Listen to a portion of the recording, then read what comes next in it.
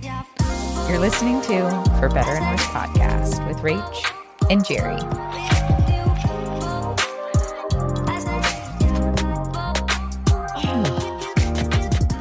Hi. I've just had the most wonderful self-care day here. I was going to say, did you enjoy your time? I really have. And I think it's like a top tip of advice. Mm-hmm. Guys, if we need a self-care day and you don't got much money, just go to your friend's house when they're out. Bonus if they have a nicer house than you. Bonus if they have a nicer house than you. And just get ready. Bonus points if they have a home gym. Mm-hmm. You can get your exercise on. Take a shower. I used a Dyson Airwrap. Who is she? Blow dried my hair for the first time in millennia. Yeah. I'm not practicing blow dryer. Well, that's why your hair looks so healthy. Yeah, I guess. But hey, minimal heat. There is a pro and a con to that because the healthier the hair, kind of the less shit you can do with it because it just wants to fall right out. Really? Mm-hmm. Yeah, I remember my hairdresser being like, yeah, as soon as we throw some bleach in here, your hair might finally hold some tease, hold some volume. And then I got to take a little shower, use Jeri's bougie products. I didn't pay for those products. That's what I mean. Got sent to me. Hey, I'm not asking questions. The Crumble body wash, that was a gift for my birthday, I think. Wild. Never did I know I needed to smell like key lime pie. I was like, listen, I was never so excited. I cleaned that shower. And by cleaned, I mean I rinsed it off and wiped the dirt out. Because that's normally, you're the first human, I think, to shower in that shower. Really? That's normally the dog shower. Okay. Well. Hence why there was dog shampoo and body wash in yeah. there. But it's just the easiest one to wash the dogs off with because it has the... Yeah. Do you wash your dogs often? Mosby, yes. Well, Hazel, because when she has a seizure, she normally pees on herself. And then Mosby, he does this really fun thing where he runs into the woods and finds either something dead or animal poop and he rolls in it. And then he comes back and he's like, ta-da! What do you think of that? Okay. Mm-hmm. No. And whenever I have to wash my dogs, it's outside with a hose. No, I give them nice warm water. Oh. They are pampered, those dogs. Oh. No, Barley's hair, and this is probably Hazel too, because they have that lab coat, can hold in gallons of water. It has to be gallons because I gave Barley a bath maybe 2 weeks ago. She's still damp? No, but when she shook off, I'm not kidding you, I was soaked to my bones. Mm-hmm. My outfit I was wearing I could wring it out. That's the other good thing about showering them in the shower is when I'm done washing them and rinsing them, I close the door and they shake off in the shower. Yeah. But then Mosby gets an attitude and he runs around the house and he wants to rub himself no on everything. No. Pass. He does having a blow dryer on him though. Does he get the Dyson Airwrap treatment? He doesn't get the Dyson. He gets just a regular dryer. Okay. He acts like he hates it, but he always comes over and rubs his butt against it. I was like, he gets a blowout. I mean, Hazel has it's just luxury here. It's luxury for all of us that have the just blessing of being able to shower in your in your downstairs shower. Yeah, my dog shower. Your dog shower. So only the best for my friends. Go in the dog shower. And then tried to do my taxes to no avail because for some reason I can't log into my accountant's platform. Right now, we're working through it, which meant that I just got to take my time, get ready, make myself a little sandwich, watch a little Love Island or Australia, which I've already told you about. That is it's honestly a treat. Mm-hmm. And one thing I'm loving about Love Island Australia is, one, they're going on dates. Yes. The hideaway is open. Mm-hmm. What is going on with UK? I'm not kidding you. I think this last season of Love Island UK, which is 8 weeks long for these fuckers. Mm-hmm. They are in there. They're getting stir crazy. They have to. Yes. I can't actually imagine. But are they going on dates in the UK? Because they barely went on any dates in the US. Right. No, I think 2 or 3 couples in the entire 8 weeks got to go on a date. I'm on episode 10 or 11, and there's already been 3 dates. Whoa. And the hideaway's already been open once. Get more of that. Isn't the UK like no invite needed for the hideaway, but if you go in there, it just can't be with your partner? Yes.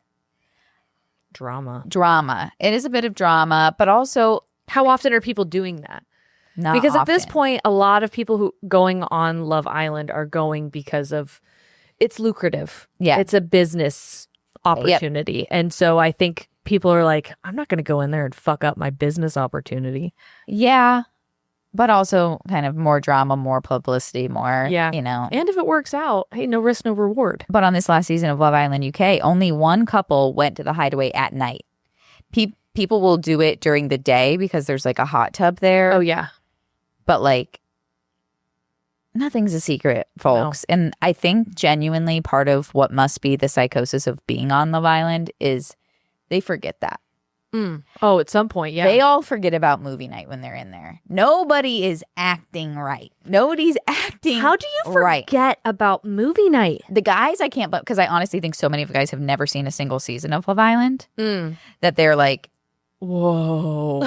Oh, fuck. Oh, fuck, what? Mm-hmm. But the girls are like, oh my gosh. Oh no. Like I forgot. And it's like, how? You're literally being recorded. Mm-hmm. Also, Love Island Australia is showing the things that I'm like, this has to be on UK, but they're just not showing it because it's like they're too proper.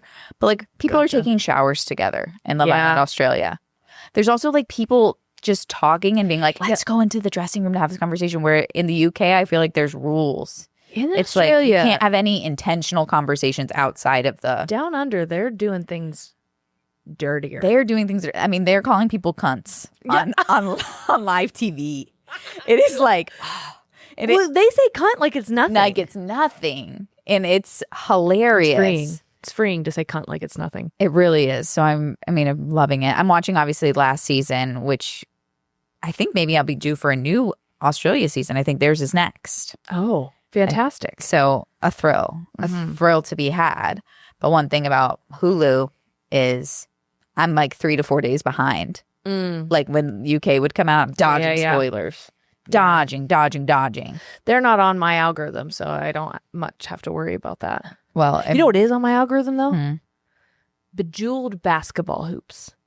I can't stop thinking about... That's you coded. DIYing a basketball hoop and hanging it in my house like art.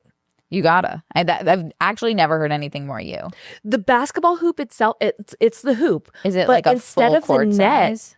Yes. Instead of the net, it's like crystals. Jeri. And jewels hanging. What are we even doing? I don't know. What are we doing here? And let's go to the lob.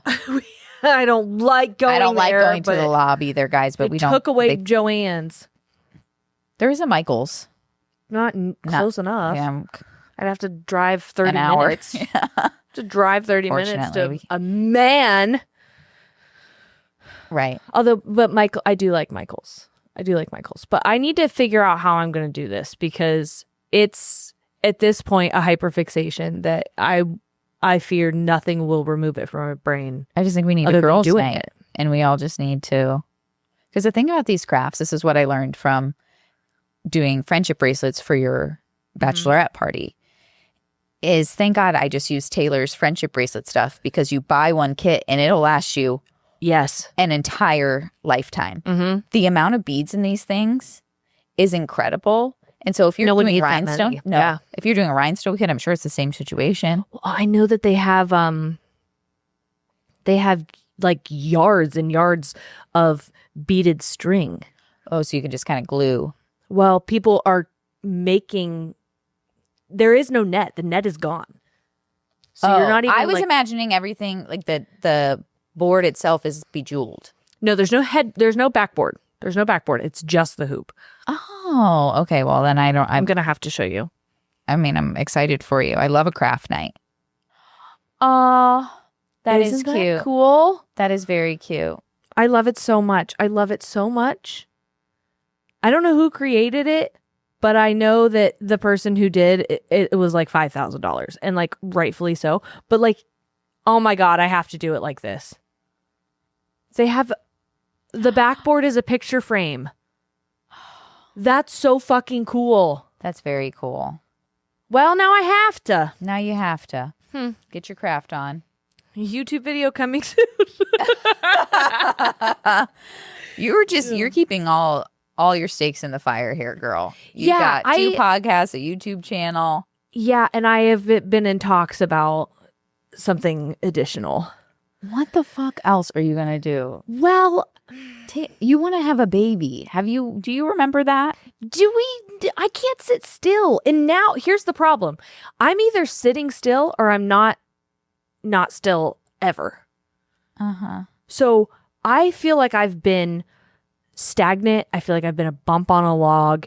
And now that I'm on the Peloton, my life's changed. Will convince us to do so much. Yeah. And don't even get me started on Tune Days rides if you really want to.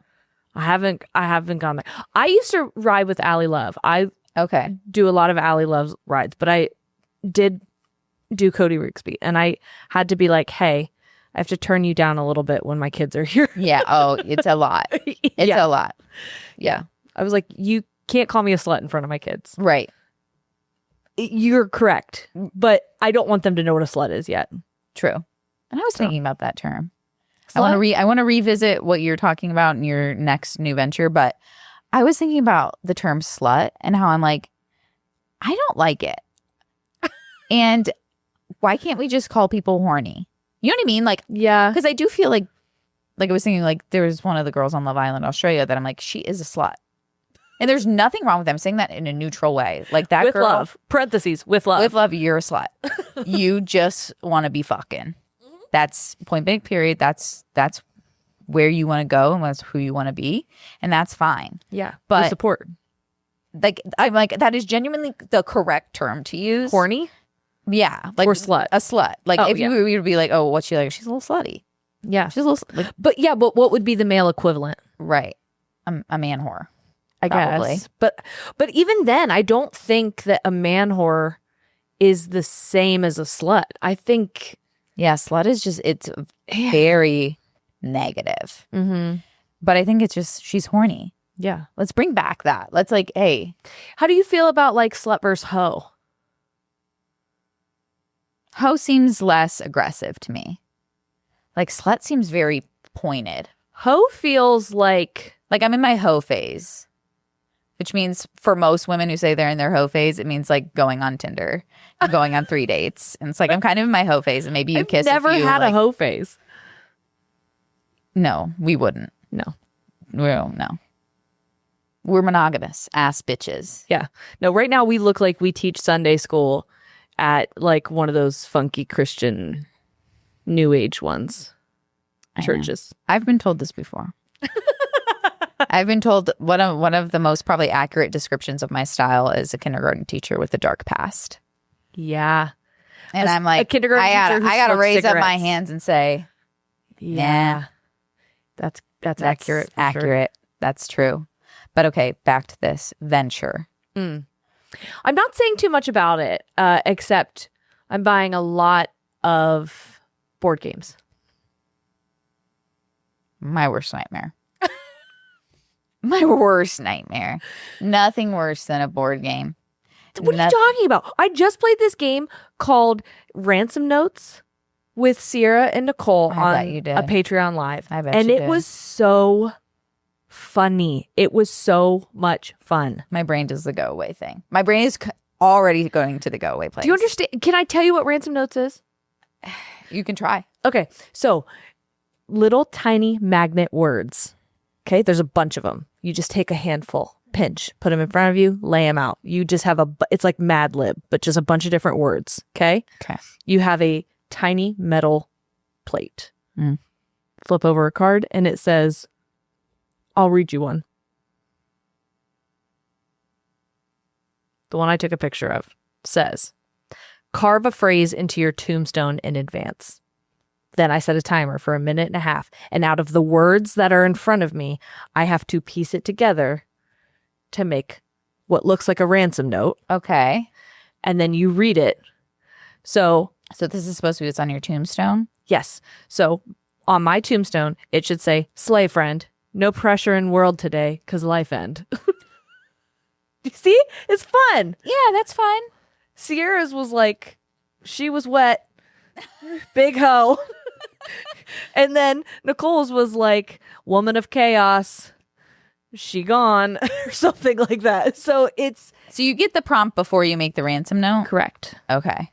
Correct. What if you did it flipped and you're just like, let's make the funniest sentence ever, and then it's like, what is this trying to represent? Yes. Yeah, the first one that we did was like explain how to use a plunger. Okay. And I'm like, that's hard. But it was like stick in hole, gyrate. So it has some crazy words. Okay. Yeah, I've just never been much of a game gal, and big game gal. Big game gal. One thing Josh loves to do is buy games. Mm-hmm. So we have like a game like section in our house. Really, it's just a random shelf in the top corner of our living room that we just stack all of our games on. Yeah. I never played them once. Interesting. We've got a lot of Catan. We've got... I hate Catan. I hate Catan. I can tell you one Monopoly. single thing about it. I don't like games that take forever. The games I used to play was the game of life. I like life. You just reminded me. My first boyfriend ever. Okay. He came to my house because my parents were gone and they didn't want to leave my little sister home alone. Mm-hmm. So he basically came over to the house to watch my sister with me. How old are you? 15. Okay. 15. And he's 16. He's a year older than me. He can drive. He had a Mustang Cobra. Oh. And hot. Sure. So he comes over and we play the game of life. And he is naming the people in the cars. Oh, like the babies? And then the driver and the partner. Okay. And so me and him, he driving that minivan. Yeah. Yeah, that little. I don't remember if we had kids or how many kids or what we named them, because as soon as he said, this is me and this is you in the car, I was like, I have the ick now. You got the ick. I have the ick. And then he was singing Kelly Clarkson and I'm like, I love Kelly Clarkson, but like, I don't want to hear you sing Kelly Clarkson. So. Where is that man now? You know what I mean? Oh, I know where he is. Oh. Straight still? Yep.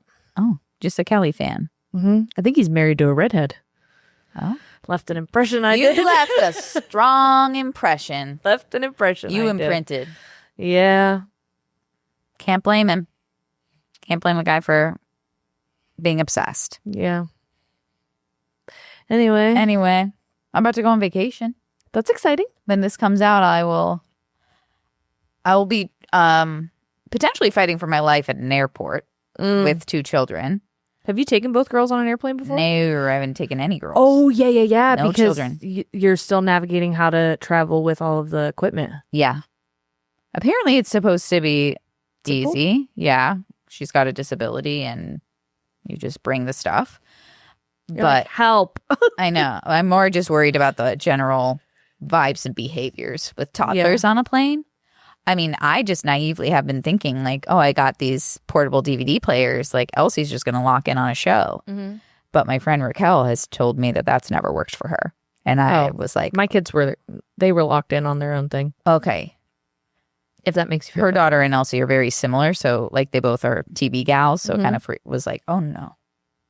What do you mean? She might be like, she might be interested. Like she might think it's kind of cool. And but I think she'll be fine.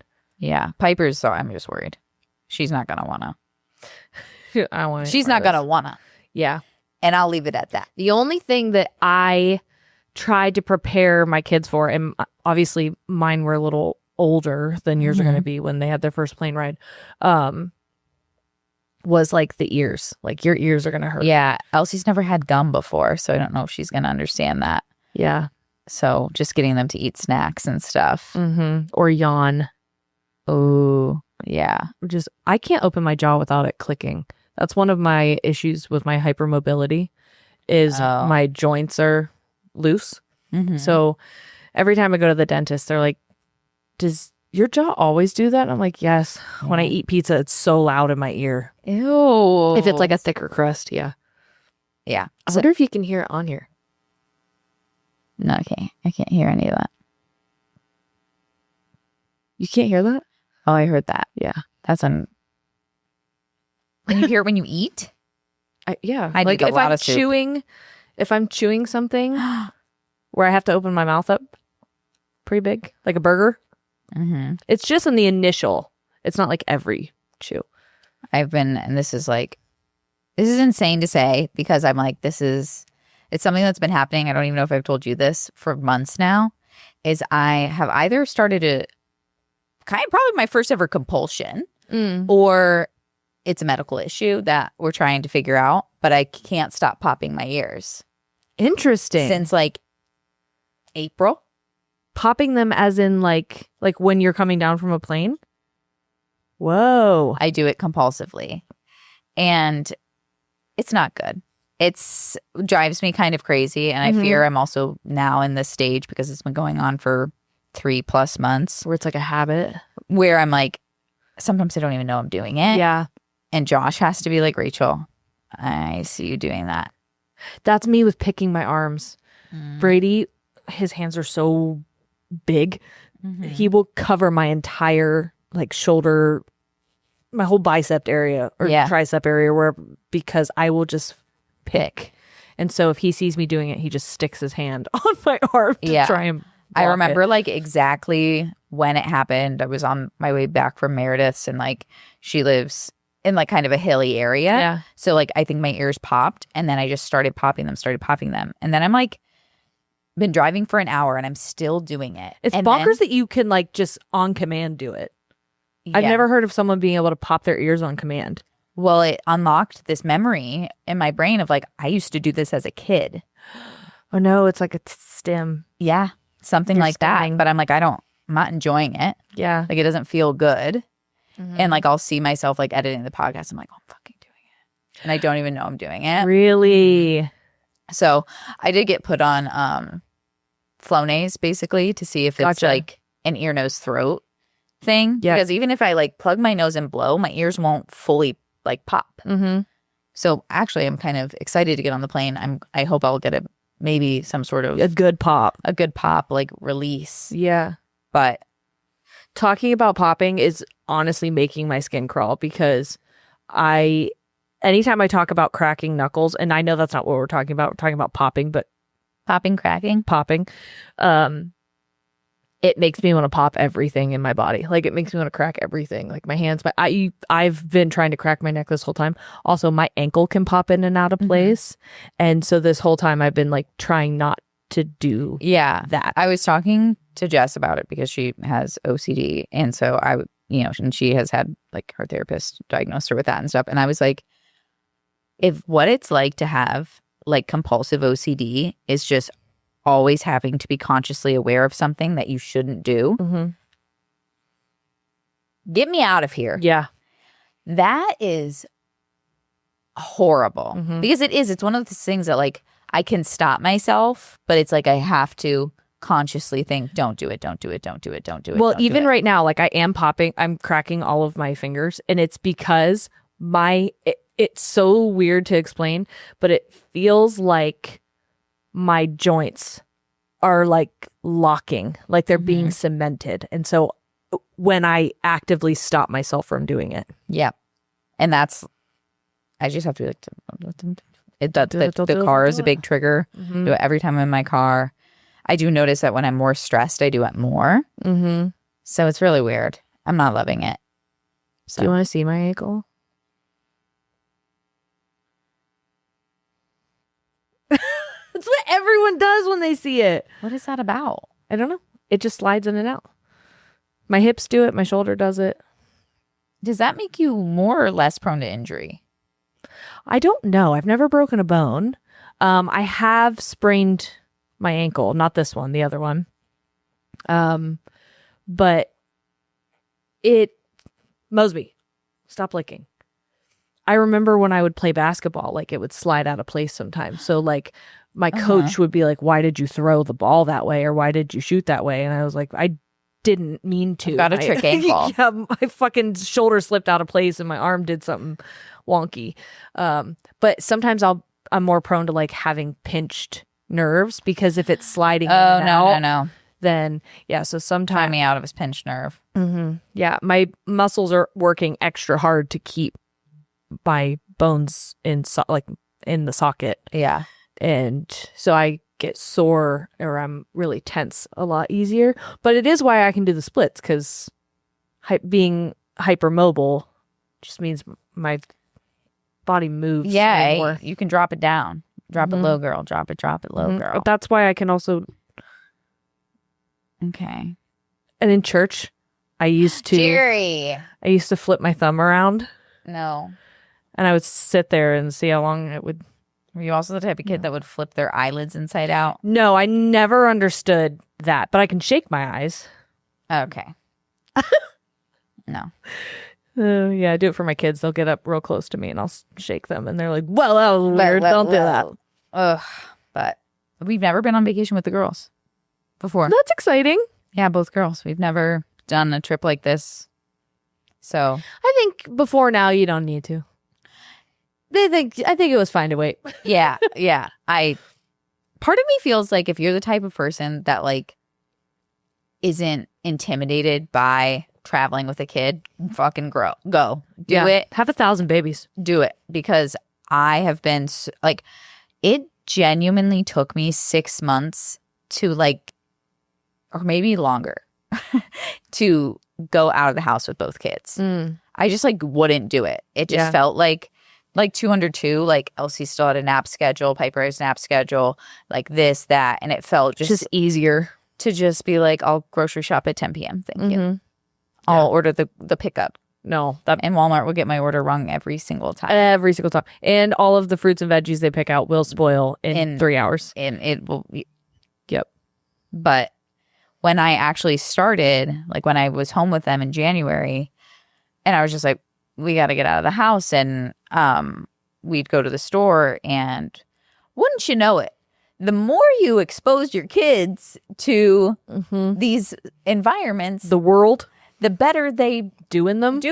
Yeah. And wouldn't you know, like it went from Elsie being in the grocery store wanting to like run around and walk by herself to like when she goes a few times a week. Now it's like, I'll just send the cart. Well, Ollie was great with that. Forrest, COVID kid, he was born August 2020. There was no going anywhere at that point in time. Right. And I was so scared because I didn't know what COVID could do to a newborn and what was going on with everything that it made me reclusive where I was borderline like agoraphobic. Yeah. It was such a weird time. Do you think about like,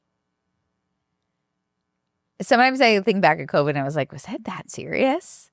You know, like it felt like the anxiety and like it was that serious, but like you think back, whoa. Oh yeah. There's not been another thing in our lifetime that like shut the world down. Right. And now I still get scared that it's going to happen again. Like I think we all collectively have PTSD. Oh, we're saying, shoop, shoop. Forget about it. Yeah. Forget about it. But I was just thinking the other day, I was trying to think of like the last time I got really sick, and it was probably the first time I got COVID. You were down bad. 10 days. Down bad. 10 days I was down bad. And then I didn't get my smell back fully, my smell and taste back, until I got pregnant. Which is strange. It was 2 years. 2 years from that time. Bonkers. Weird. I remember where I was when I heard on the news that a symptom they had discovered for COVID was losing your taste and smell. And them saying that is what made me realize I had COVID at one. I had it already. Yeah. Oh my gosh. I was like, oh my God, I lost my taste and smell. I thought I just had like terrible, like I thought I had a cold and I thought it was pregnancy related, but no, because I was like, I taste texture. That's what I taste. I'm eating buffalo chicken pizza and all I taste is dough. Having COVID and losing my taste and smell is what kind of put me off to cheese. I was like, this texture is actually horrible. Yes. I don't need to know what texture's good. like. No. My mom, she didn't care about the fever or the terrible headaches or the body aches. She was so depressed that she couldn't taste food. She wanted hot ham. I'll never forget. Because I like went down first and then mom and then Josh. And so like by the time my mom was sick, I was like able to help. And she was just like, get me hot ham. I just want hot ham. So she could taste like warmth and a little bit of salt. Bless her. Bless her. Bless her. Bless her. But Mads and I always talked about how COVID like changed the way things taste for us. And yeah, that's a thing too. Is how like, things taste and smell has changed for some people. And there's something that it like smells like garbage. Yeah. Was it you or Jess that said stuff tastes like poop? Matt, poop. I don't know. Matt's will always say like a plastic pool float. Like when you smell a pool float, that's what like sour cream tastes like to her now. And like certain like yogurts and things. Yeah. And mine just. I thought there was someone who said that there was a certain food that tastes like garbage. Yeah. Or like smells like garbage. Yeah. I don't know. It was a smell and a taste that I've like never had before. But for some reason, getting pregnant, like that shift in hormones or something. Yeah. Done away with it. And I don't want to remember it. And I never want it to come back. Yeah. It was so bad. But it's time to shift gears because it's another Hotline Caller episode. Oh my gosh. Actually, by the time this comes out, I will be back from vacation. On the hotline. I forgot we're recording this first. Yep. So I'll actually be back from vacation and hopefully I will have survived. Yeah, because the episode that's going to come out first is with Cece. So I hope with our you friend guys Cece enjoyed our resident co-parenting expert. Our resident Sierra. Yes. Sierra. Oh, hey guys. I'm not going to give my real name yet, so I'll go by Renee. I hopefully one day will be able to say everything, but I just got out of a 14-year relationship. Literally, like, just separated, and I feel like a shell of a person. And he kicked me out, and I don't really know where to go from here. I'm very thankful and happy to have a family, but it's like in 1 week I realized I've been in a relationship that was abusive, and I've covered for him and pretended like everything was fine, and I just wanted to let you guys know, if it wasn't for listening to this podcast, and knowing that there's people that have gone through similar things and come out on the other side, I feel like I would feel even more alone than I do. So, any advice for starting over when you feel like you don't know yourself would be appreciated. Okay, love you. Thank you so much. Bye. I wish I could give you a hug. Renee. That's all I want to do is the entire time she's speaking, I just like, I know. bring it in. Bring it in. I think a 14-year relationship, I mean, you would have had to be a very young adult getting into this, if not teenager level. Yeah. And I think I loved how you were able to tie it with that question of like, how do I start over when I don't know myself? Because that really is the root of a lot of pain. Not only kind of having the veil lifted of a relationship that you thought was working for so long. I think whether a relationship is abusive or toxic or not, like when you're on the way out, a lot of times you're like, the veil's being lifted here. I'm seeing things clearly. And who you are in a relationship, when a relationship is one of the biggest parts of who you are, getting out of something like that will lead to an identity crisis. For sure. For sure. Sierra and I just did a Patreon episode that was accidentally became like me kind of processing the end of my marriage and dating Brady. And one of the things that I said that I wish I had the opportunity to like expand on, but it was stream of consciousness. There was really no thinking behind it. Was how falling in love with Brady was different than falling in love with Marcus because of how old I was. I was 19 when I met Marcus, and I was 32 when I met Brady. And my idea of love changed significantly because when I was a teenager, when I was a young adult, there was so much of myself in the relationship. My identity very much revolved around us. Yeah. I was not a me outside of us because everything I did, everything I worked for, all of it went back to how is this going to benefit us? How is this going to take care of us? How is this going to make us feel? And it wasn't until I started therapy and started deconstructing my people-pleasing tendencies and my need to be needed by other people that I started to untie those things. And so when I met Brady and I entered that relationship or this relationship, my identity is completely separate. And he very much just like adds to my life. Right. He is a joy in my life, but he is not my life. Right. And I think that you now have an opportunity to fall in love with you. Yeah. And whoever that person is. And when you are ready for another relationship, you will be in such a better place than you were initially. Because I felt so lost when I was young and got into a relationship. It's kind of what we were talking about in the music episode where we felt like, okay, make me whoever you want me to be. Make me fit into this. Yes. And that's what I should do. I should want to change all of those things. And now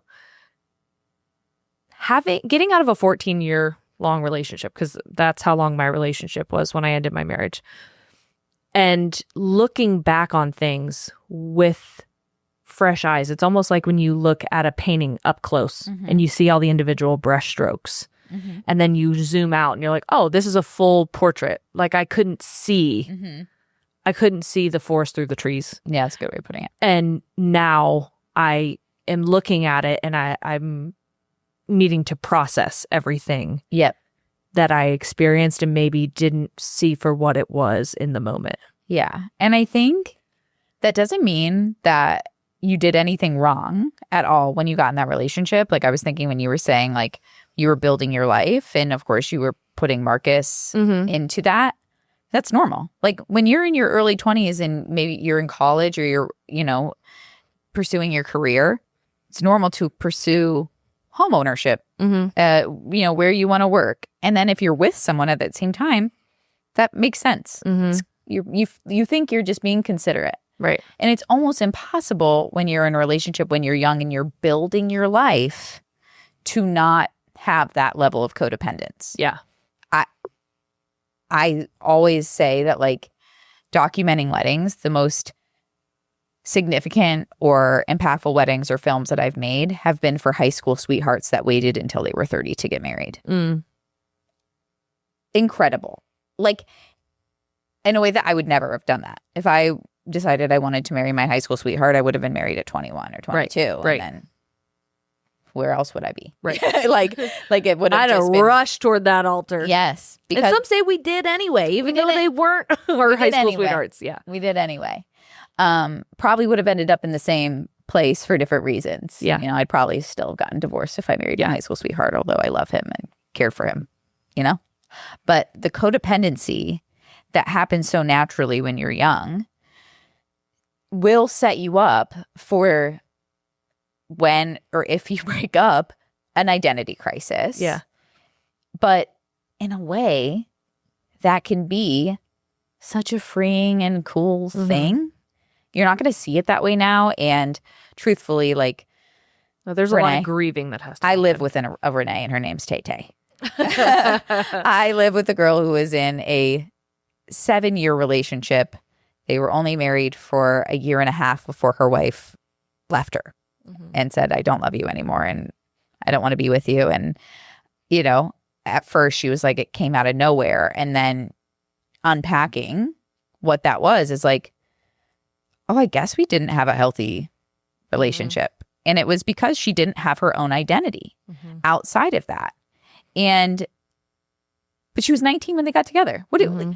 Who are you at 19? Well, You're a moldable little piece of clay. Yeah. I was going to say, I think Marcus could say the same thing about me. I think Marcus made a lot of decisions for what he thought I wanted. And that can often breed resentment when you are, instead of becoming yourself, you are making decisions based on somebody else. And it's almost like a canon event. It's almost, it's like everyone goes through it in a way. And I often look at people who weren't in relationships, like who weren't habitually, continuously monogamous. Yeah. And I'm like, what is it like? But I also see on the flip side that oftentimes they then struggle with being in relationships because they're like, I actually like not there's definitely a balance. Anyone around. I love my independence. I'm hyper independent in that way. And so it's strange to long for connection, but be so independent. Yeah. But then there's the flip side, which we experienced and what it sounds like you're experiencing, of really not knowing, ever getting to know yourself outside of a couple. And when Taylor and I met Taylor through one of her and her ex's friends' weddings. They were bridesmaids in that wedding. And then Mads and I shot Taylor's wedding. And then I reached out to Taylor and her wife when we were renting our Akron house because I knew that they lived in the area and had an apartment. And I was like, maybe they'll want to live in this cute house. And they said yes. And then I was looking for a sitter when Piper was born, and I didn't want them to be in daycare, and she like volunteered for that. So, but I'll say all this time we were not close friends.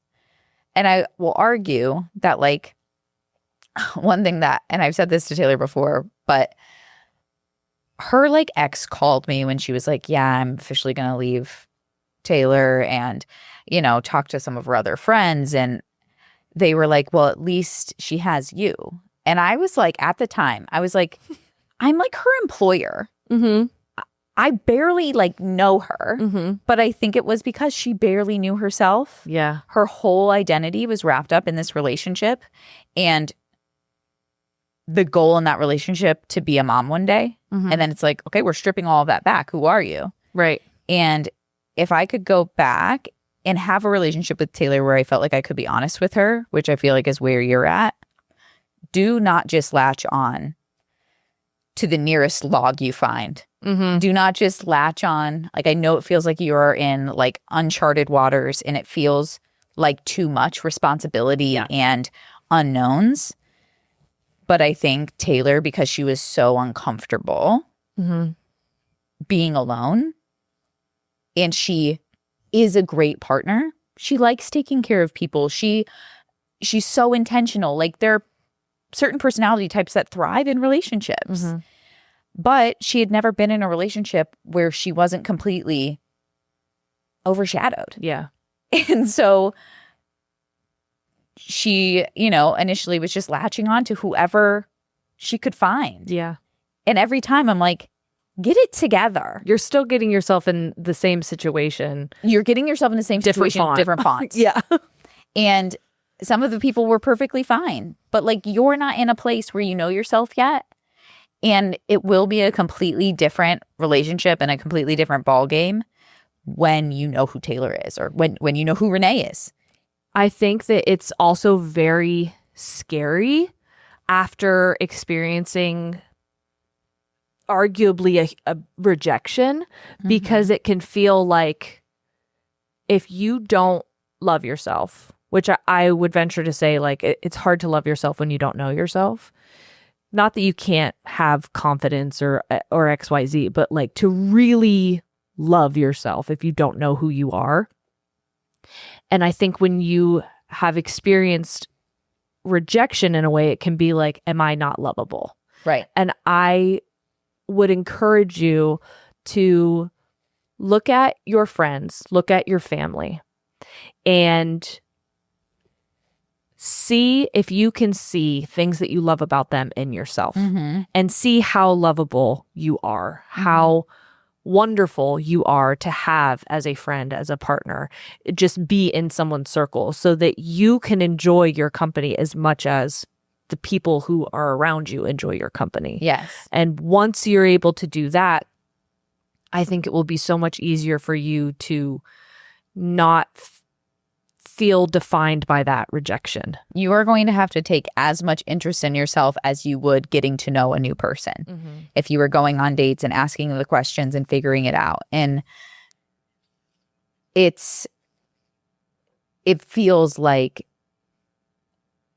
the most painful thing in the world to feel misunderstood by yourself, and to be leaving a relationship and being like, who the fuck am I? And that's why it reminds me of Taylor more than me, because I was like, I know who the fuck I am and I don't deserve this anymore.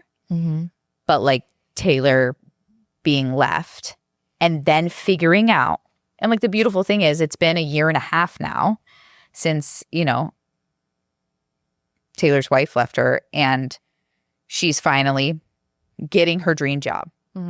Moving out of her friend's basement. Okay. Things are on the up, up, up. And it takes time. And it took singleness.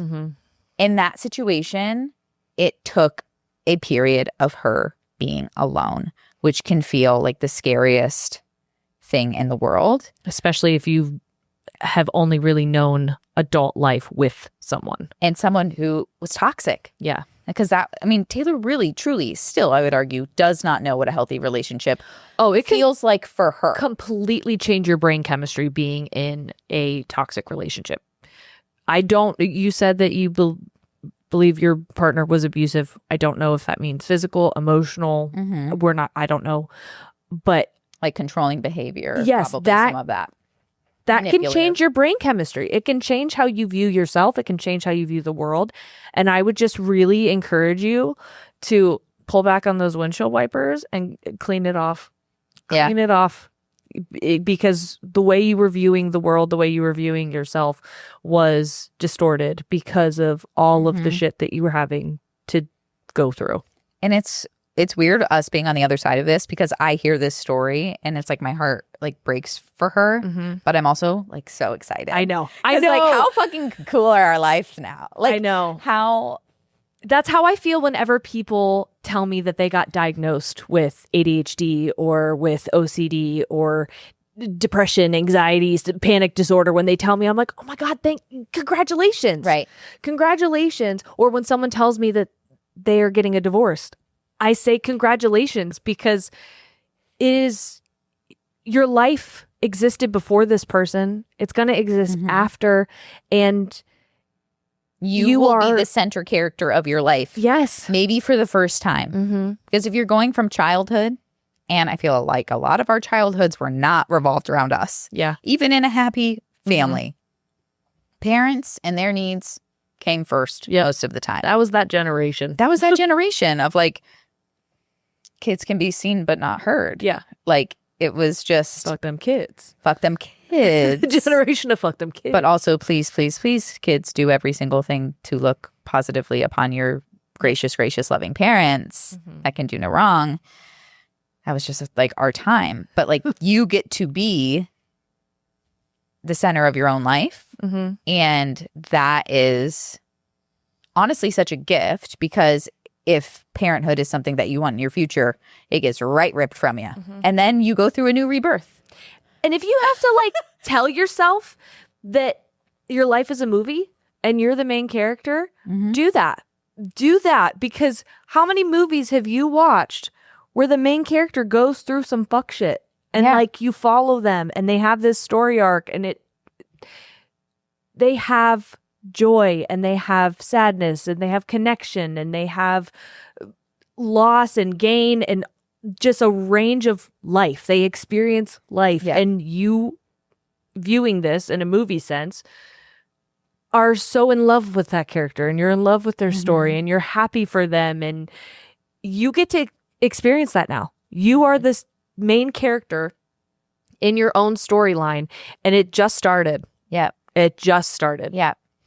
But I think continue to, like you said, like you have family support and you're safe, and continue to like water that plant. I think for Taylor, that was us. You know, like she took, you know, our relationship and was like, you know, investing time and, you know, trust, building trust, I think, in with her and I, and really growing through that of like, not that I'm like, honestly, I'm really not like a mushy gushy friend. I am the friend that like tells it like I see it. And I don't feel like I'm always the best, most supportive, loving person in situations like this, because there are times when I'm like, bitch, get No, you cut through the shit though. Yeah, I do. But still, I think sometimes like, hopefully you have somebody a little bit nicer than me, is what I'll say. I have friends who I wouldn't go always to for wish a me hug. upon someone. You're not the friend I'm calling for a hug. But you're the friend I'll call for some like real Advice, shit. Yeah. Hey, don't ask me advice if you don't want the answer, as what I'll say is, I just can't. But you will find yourself and experience every single thing you can't. Do every single thing you couldn't do before, that you were told you couldn't do before. You weren't like, that was the thing of like rewriting Taylor's brain. I was like, who the fuck told you you couldn't do this? Who the fuck told you you weren't a runner? Who the fuck told you you didn't like to work out? Who the fuck told you any of this shit? Yeah. Maybe some of it was you, but there were also plenty of people in your circle wanting you to be the smallest version of yourself, or to not know yourself, or to put these limitations on your life. Yeah, because if you don't know you, they can tell you who to be. It pissed me off. This was probably a year ago, or no, I think she had lived with me. So maybe like less than a year ago, more than 6 months ago. And she told me, she's like, I'm just not strong. I'm just not a strong person. And I looked at her and I said, who the fuck told you that? I literally said, ew, Taylor. I'm like, never, ever say that shit to me again. Because who decided that? That is such a limited view on your capabilities as a human being. Because you can be in pain and grow. You can be sad and find happiness. You don't have to tell yourself that you can't do something, or you aren't someone, or I'm not going to find love again because I'm not strong enough. No. We are not doing that. We're not limiting ourselves. No. It makes me so mad. That was one thing I was going to encourage you to do is, as much as it's going to suck, you don't need isolation right now. Yeah. You need community, and not in a what's the word? Codependent way. Yeah.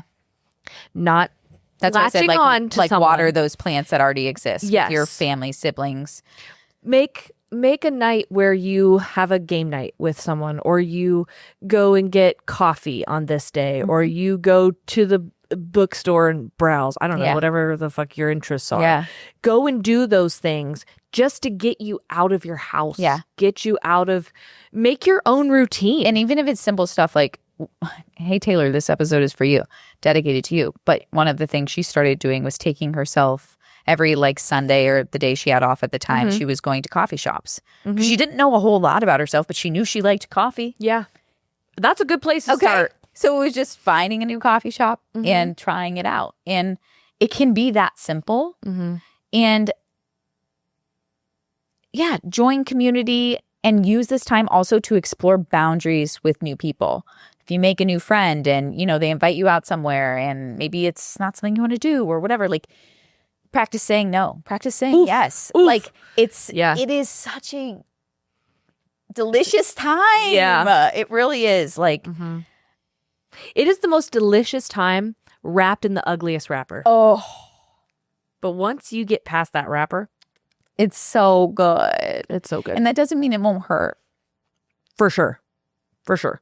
It's not easy by any means, but it's so worth it. So worth it. And just like, You little emo. You little emo. I'm so proud of Taylor. Oh. Like she got into flight attendant school, which is something she's been talking about for like a while, but like she's lost like 80 pounds. And so it was something she's always wanted to do, but couldn't do before. She couldn't like do the job. Like, Yeah. you know, you're on your feet and you're having to fit in small spaces and different things. And she said, she was like, yeah, like no one, you know, like, you know, my ex didn't think I could do it. And, you know, it's a lot of time away from your family. And I'm like, and it's something you wanted to do. Yeah. And it was one of the things I just jumped on because it's something she thought about doing at 19 years old. And she's about to turn 29. And it's like, revisit that, like who you want to be, who you wanted to be when you were little, your interests and all of those hobbies. Because like when Taylor told me that she got into flight attendant school and like, I mean, she has a job offer. She just has to go through training. I cried for way too long to see like someone at their rock bottom and to feel like, oh my gosh, You're not done. are you going to get through this and like be the person who I think you can be. So tough. Like it's been tough to have that front row seat. Like I won't lie. Like it's hard not to feel codependent and stuff, but like to know that it's been a year and a half of hell, but arguably she had the whole entire time and the year before she was married was a relationship of hell. Right. And you get married to think it will fix the stress and the problems. And it doesn't. Right. And then it fell apart. And then you fall apart. But just know, if TayTay can do it, Renee can do it. Renee can do it. Like And beyond us, like the growth and self-exploration is so cool. So cool. So cool to see. So you've got this. You do. And we're excited. So excited for you. And I hope you're excited for you. Like even if it's like the smallest little slimmer. Yeah. Yeah. Slimmer? Even if it's only for a second. You can go back to like moping. But just for a second to be like, ooh. I get to decide what's on my pizza without asking anybody. Yes. Something little. I can make the, dinner that I can choose the movie that we watch. And by we, I mean me, myself, and I. Amazing. It's a great time. And sorry I got emo, everybody. I love to see it. I love to see it. Thank you for making your emo. Tracks. Tears left your eyes. That's fine. But Renee, keep us updated, please. Yes. Send us I can't wait for that follow-up update. email. I'm telling you, gets better every single time. And get a good therapist. Oh my gosh. Someday you're going to hear this episode and you're going to listen to you and you're going to be like, oh, you would be so proud. Or if you're like me, you'll be like, oh, she was so drama. That's me when I like look back on like pictures of myself for that time. And I'm just like, she was so drama. But what a gift it is to be able to grow and be a little drama and be the main character. Yep. Turn it up. Turn it all the way up. We love you. We love you so much. Thank you guys for listening. This is For Better and Worse podcast. I am Rach. And I'm Jeri. And we're out.